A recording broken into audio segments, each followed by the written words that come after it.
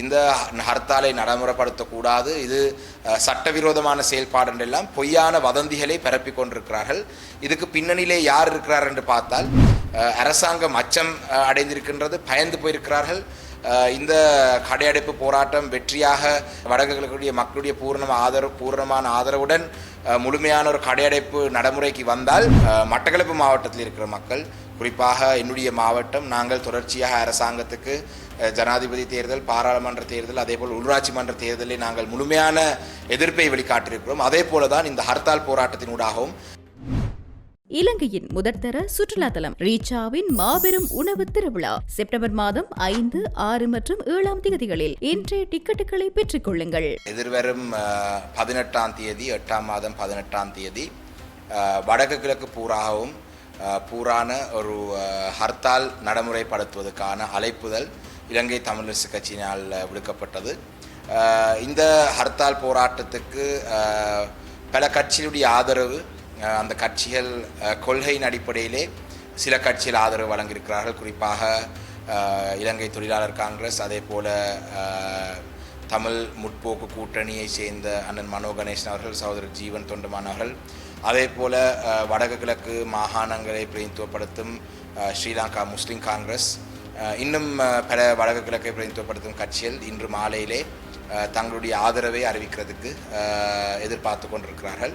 இவ்வாறான ஒரு நிலையிலே இது ஒரு அரசுக்கு எதிரான ஒரு பாரிய போராட்டமாக, அரசுக்கு எதிரான ஒரு பாரிய சவாலாக இந்த போராட்டம் அமைந்திருக்கின்றது. ஏனென்று சொன்னால் ஜனாதிபதி அவர்கள் தெரிவு செய்யப்பட்டு ஒரு வருட கால பகுதிக்குள்ளே, அதே நேரத்தில் பாராளுமன்ற தேர்தல் நடைபெற்று ஒரு 6-7 மாதத்துக்குள்ளே இவ்வாறான ஒரு பாரிய அழுத்தம் ஒன்றை அரசாங்கத்துக்கு தமிழ் மக்களிலே இருந்து, வடக்கு கிழக்கிலே தமிழ் பேசும் மக்கள் மத்தியிலே இருந்து வருவது அரசுக்கு ஒரு ஆபத்தான ஒரு நிலை ஒன்றை உருவாக்கி இருக்கிறதாக அரசு உணர்ந்திருக்கின்றது. குறிப்பாக சொல்ல போனால் இந்த எதிர்வரும் ஐநா மனித உரிமை பேரவையை முன்னிட்டு ஐநா மனித உரிமை பேரவையிலே அமர்வுகள் நடைபெற முன்பாக வடக்கு கிழக்கு மாகாணங்களிலே தமிழ் பேசும் மக்கள் தொடர்ச்சியாக வலியுறுத்தி கொண்டு வரும் தங்களுடைய நியாயமான கோரிக்கைகளை பற்றி இப்பொழுதும் கரிசனையுடன் இருக்கிறார்கள் என்ற செய்தியை சர்வதேச சமூகத்துக்கு சென்று அடையும் என்று அரசாங்கம் அச்சம் அடைந்திருக்கிறதாக நாங்கள் அறியக்கூடியதாக இருக்கின்றது. குறிப்பாக கடந்த பாராளுமன்ற தேர்தலிலே வந்த முடிவுகளை வைத்துக்கொண்டு உலக நாடுகளுக்கும், அதே நேரத்திலே வெளிநாட்டிலே இலங்கை மீது கரிசனை கொண்டிருக்கிற இனிய திணைக்களங்களுக்கு, ஐநா மனித உரிமை பேரவையாக இருக்கட்டும், இப்படியான இடங்களுக்கு அரசு சொல்லி வந்த செய்தி, கடந்த பாராளுமன்ற தேர்தலுக்கு பிறகு வடக்கு கிழக்கு மாகாணங்களிலே தமிழ் பேசும் மக்கள் தற்பொழுது எந்த காலப்பகுதியில் இல்லாதவாறு தென்னிலங்கையை சேர்ந்த ஒரு பேரினவாத சிங்கள அரச கட்சியை ஆதரித்து இந்த நாட்டிலே தமிழ் மக்களுக்கு அரசியல் ரீதியான எந்த பிரச்சனையும் இல்லை, தமிழ் மக்களுடைய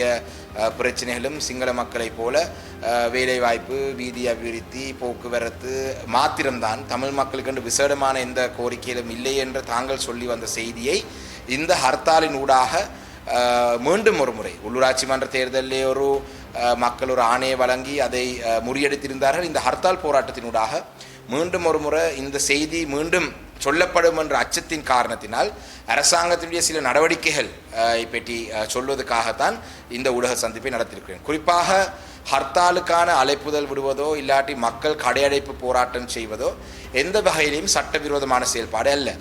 அவசரகால சட்டம் அறிவிக்கப்பட்டிருக்கிற காலப்பகுதி என்று சொன்னால் அவசரகால சட்டங்கள் சிலது வித்தியாசமானது. ஆனால் தற்பொழுது நாட்டிலே அவசரகால சட்டம் அறிவிக்கப்படவில்லை, நாட்டிலே சாதாரணமான ஒரு சூழ்நிலை தான் இருக்கின்றது.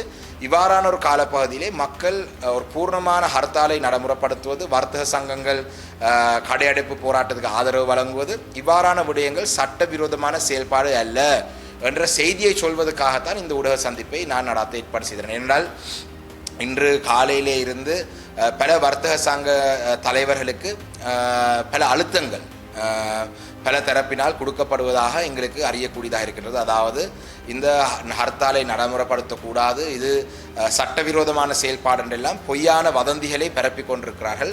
இதுக்கு பின்னணியிலே யார் இருக்கிறார் என்று பார்த்தால் தமிழ் மக்களுடைய அரசியல் அபிலாஷைகளை நிறைவேற்றப்படக்கூடாது என்று எப்பொழுதும் தமிழ் மக்களுக்கு எதிராக செயல்பட்டு கொண்டிருக்கும் அரசாங்கத்தினுடைய பிரிவுகள் தான் இந்த பின்னணியில் இருக்கிறார் என்றதை மிக தெளிவாக தெரிகின்றது. இந்த காலப்பகுதியிலே இந்த பல கடந்த கால பகுதியிலே உங்களுக்கு தெரியும் இராணுவ புலனாய்வுத்துறை இப்படியான பலர் தமிழ் மக்களுடைய நியாயமான அரசியல் கோரிக்கையை மக்கள் முன்வைப்பது முறியடிக்கிறதுக்கு பல நடவடிக்கை எடுத்தார்கள். அதே போல தான் தற்பொழுதும் அரசாங்கம் அச்சம் அடைந்திருக்கின்றது, பயந்து போயிருக்கிறார்கள். இந்த கடையடைப்பு போராட்டம் வெற்றியாக வடக்கு கிழக்கிலே இருக்கிற வடக்கு கிழக்குடைய மக்களுடைய பூரணமான ஆதரவுடன் முழுமையான ஒரு கடையடைப்பு நடைமுறைக்கு வந்தால் அரசு முழுமையாக செல்வாக்கை இழந்துவிடும் என்று அரசு தரப்பை சேர்ந்த பாராளுமன்ற உறுப்பினர்களும் இன்று அறிக்கையில் விடுறார்கள். இதிலே குறிப்பாக இந்த ஹர்த்தால் போராட்டத்துக்கான அழைப்பு பிரதானமாக விடுக்கப்பட்ட விடயம் இராணுவம் வெளியேற வேண்டும். ஏனென்றால் அண்மையிலே ஒரு இராணுவ முகாமிலே இருந்த இராணுவ முகாம் 63ஆம் படையினருடைய அந்த முகாமிலே 4 இளைஞர்களை தாக்கப்பட்டு அதில் ஒரு இளைஞர் உயிரிழந்திருந்தார். அந்த அடிப்படையில் இந்த ஹர்த்தால் பிரதானமாக அதுக்கு அறிவிக்கப்பட்டது. ஆனால் இன்று எங்களுடைய இந்த ஹர்த்தால் போராட்டத்துக்கு ஆதரவு தரும் பல தரப்புகள் தங்களோட பிரதேசத்தில் இருக்கிற அந்த பிரச்சனைகளை முள்வாங்கியிருக்கிறார்கள். குறிப்பாக நான் அறிந்த வகையிலே சில பிரதேசங்களில் அந்த பிரதேசத்துக்கண்டு இருக்கிற பிரச்சனைகளையும் அவங்க உள்வாங்கியிருக்கிறாங்க. அது வரவேற்கத்தக்க விடயம் ஏனென்றால் அந்தந்த பிரதேசத்திலே எங்களுடைய மக்கள் அரசாங்கத்தால் தங்களுடைய பிரச்சனைக்கு தீர்வு வழங்க தவறிருக்கிறார்கள் என்று அரசாங்கத்துக்கு எதிர்ப்பை வெளிப்படுத்துவதற்கு இது ஒரு சந்தர்ப்பமாக பயன்படுத்திக்கிறோம். அதை நாங்கள் எந்த வகையிலேயும் நாங்கள் பிழை என்று சொல்லவில்லை. நாங்கள் இந்த ஹர்த்தால் பிரதானமாக அறிவித்தது இந்த இளைஞர் கொல்லப்பட்டதை முன்னிட்டு இராணுவம் வெளியேற வேண்டும் என்று. ஆனால் இந்த போராட்டத்துக்கு ஆதரவு வழங்கும் பொழுது அந்தந்த பிரதேசங்களில் இருக்கிற பிரச்சனைகளை உள்வாங்கி அந்த பிரச்சனையை முன்னிட்டு அந்த பிரச்சனையை வைத்து அதுக்கும் எதிர்ப்பை தெரிவிக்கும் வகையாக அந்த ஹர்த்தாலை நடைமுறைப்படுத்துவதாக பலர் சொல்லியிருக்கிறார்கள். குறிப்பாக மன்னர் மாவட்டத்திலே இந்த கனிய மண் அகழ்வு இந்த காற்றாலையுடன் இருக்கிற பிரச்சனைகள், அதே போல வேறு வவுனியா போல பிரதேசங்களிலே நிலாவகரிப்புக்கு எதிராக, யாழ்ப்பாணத்திலே தையிட்டி விஹாரைக்கு எதிராக, மட்டக்களப்பு பிரதேசத்திலே எங்களுடைய மேச்சத்தரைகளை மயிலத்தமடு மாதவனை போன்ற விடயங்களுக்கு எதிராக, அதே நேரத்தில் இப்படி பல பிரச்சனைகளை முன்வைத்து பலர் தங்களுடைய இந்த போராட்டத்துக்கு ஆதரவு வழங்கியிருக்கிறார்கள். இவ்வாறான ஒரு சூழலிலே இந்த போராட்டமானது மிகவும் ஒரு வெற்றியாக நடைபெறும் என்ற அச்சத்திலே அரசாங்கம் இன்று குழப்பங்களை ஏற்படுத்துகிறார்கள். அந்த வகையிலே எங்களுடைய வடக்கு கிழக்கிலே இருக்கிற மக்கள், தமிழ் பேசும் மக்கள் மிக அவதானமாக இந்த பொய்களை, அதாவது இந்த சட்டவிரோதமான செயல் என்றதை சொல்வதை நீங்கள் நம்ப வேண்டிய அவசியமில்லை. அவசரகால சட்டம் தற்பொழுது நாட்டிலே நடைமுறையிலே இல்லை.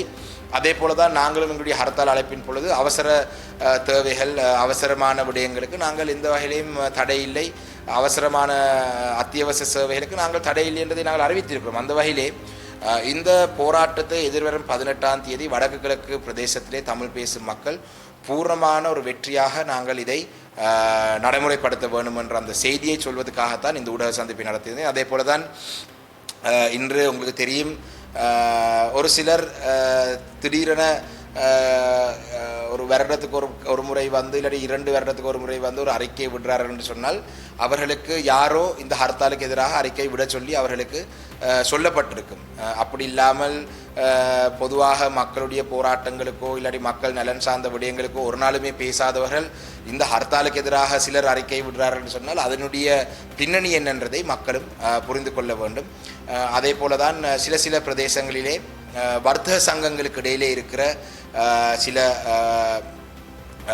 விடயங்களை முன்னிட்டு இன்னும் பேச்சுவார்த்தை நடந்து கொண்டிருக்கு. இந்த 2 வர்த்தக சங்கங்களும் இணைந்து மிக விரைவாக அந்த பிரதேசங்களிலே இருக்கிற கடையடைப்பு போராட்டத்துக்கான ஆதரவை இன்று இல்லாட்டி நாளைய தினத்துடன் அறிவிப்பார் என்று நாங்கள் எதிர்பார்க்கிறோம். அந்த வகையிலே விசேடமாக மட்டக்களப்பு மாவட்டத்தில் இருக்கிற மக்கள், குறிப்பாக என்னுடைய மாவட்டம், நாங்கள் தொடர்ச்சியாக அரசாங்கத்துக்கு ஜனாதிபதி தேர்தல், பாராளுமன்ற தேர்தல், அதேபோல் உள்ளாட்சி மன்ற தேர்தலில் நாங்கள் முழுமையான எதிர்ப்பை வெளிக்காட்டியிருக்கிறோம். அதே போல தான் இந்த ஹர்த்தால் போராட்டத்தினூடாகவும் மட்டக்களப்பு மாவட்டத்தில் இருக்கிற மக்கள் விசேடமாக என்னுடைய மாவட்டத்தின் என்றதின் அடிப்படையில் எனக்கு கூடிய கரிசனை மட்டக்களப்பில் இந்த ஹர்த்தாலுடைய வெற்றியாக முடிக்கிறதிலே இருக்கின்றது. அந்த வகையிலே மட்டக்களப்பு மாவட்டத்தில் இருக்கிற மக்கள் மிகவும் முக்கியமாக இந்த ஹர்த்தால் போராட்டத்துக்கான பூர்ணமான ஆதரவை வழங்குவார்கள் என்று நான் எதிர்பார்க்கின்றேன். நன்றி.